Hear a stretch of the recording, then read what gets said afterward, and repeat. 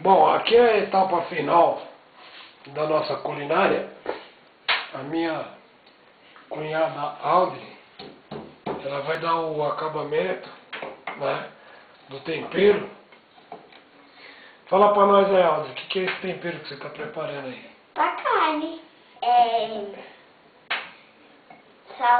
Sabor a mim e um Olha alho. pra cama. E alho. E você acha que isso aí vai dar um sabor a mais? Aham. E o que você espera dessa carne amanhã? Que ela fique boa. Então a massa é só tempero, né? Sabe que nós estamos aqui na televisão, nós não temos muito tempo, né? Aham. Então você vá. E aí você vai fazer o que agora com esse tempero? Eu vou colocar na carne.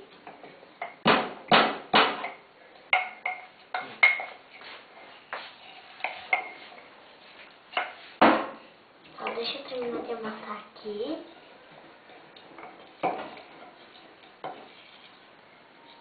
Agora eu vou pegar e colocar na carne.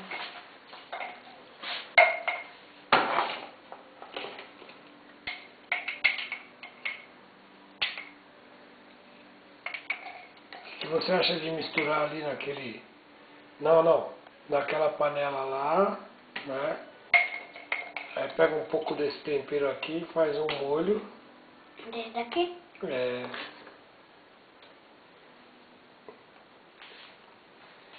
Tira o socador.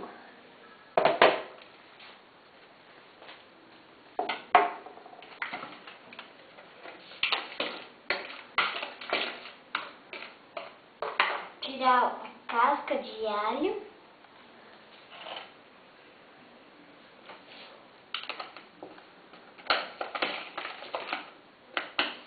Vou mexer aqui na mesa, porque aí fica difícil pra mim mexer.